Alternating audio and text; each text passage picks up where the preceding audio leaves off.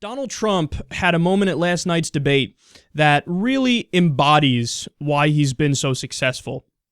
So pay attention to his rant here, but then also listen to Carly Fiorina, who basically walks right into the trap.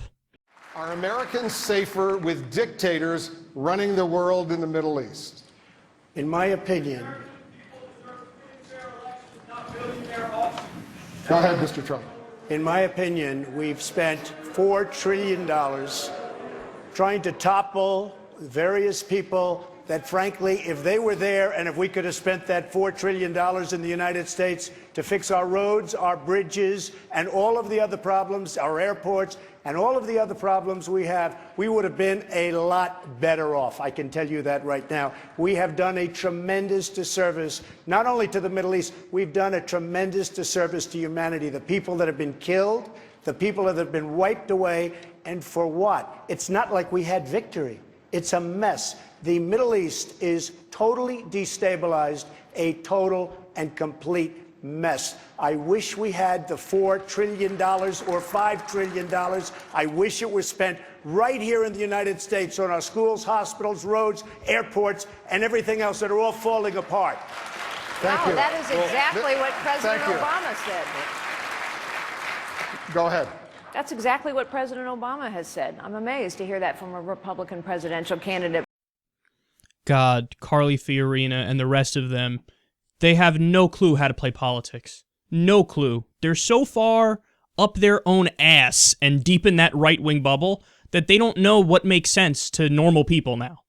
So there's two things to take away from that. First of all, what's obvious. So what's obvious is that Trump's over-the-top strength and confidence is one of the main things that propelled him to this point, because he portrays himself as a straight shooter who's anti-establishment. Of course, that's nonsense. He's a billionaire. He is the establishment, but, you know, he portrays himself as anti-establishment, and he's really aggressive in how he talks.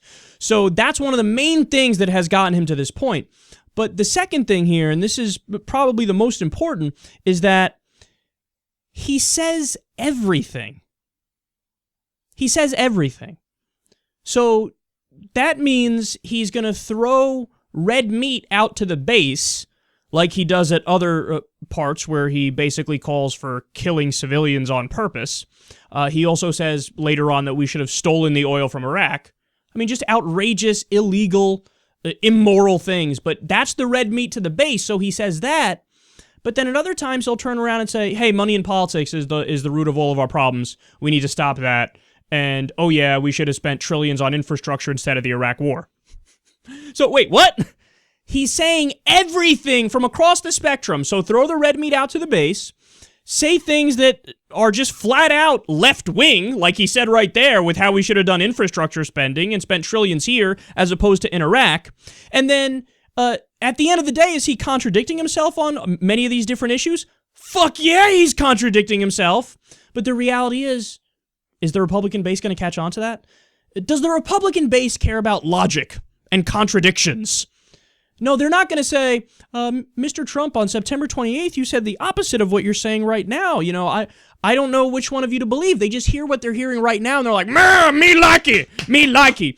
And what Fiorina doesn't understand, which is why she walks right into the trap, is that, Carly, everybody's in favor of taking the trillions that we wasted in Iraq for nothing and rebuilding the country instead.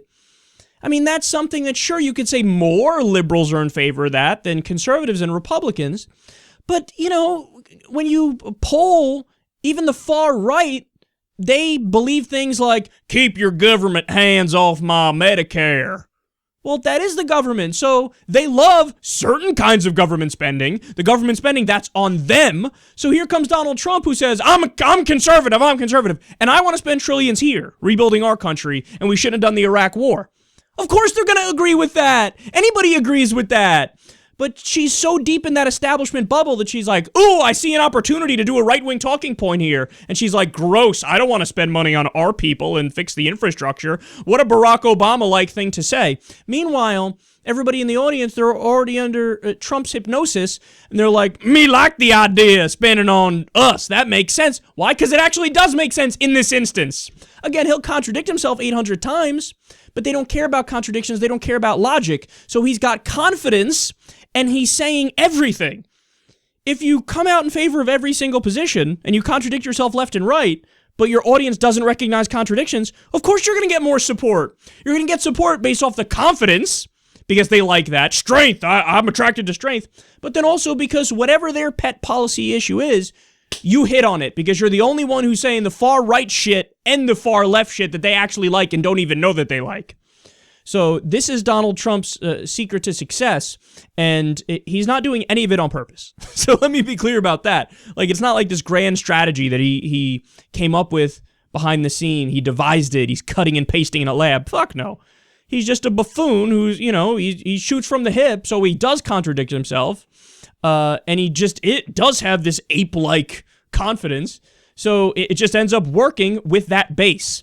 And Carly Fiorina and the others on stage have no shot against it, it certainly looks like.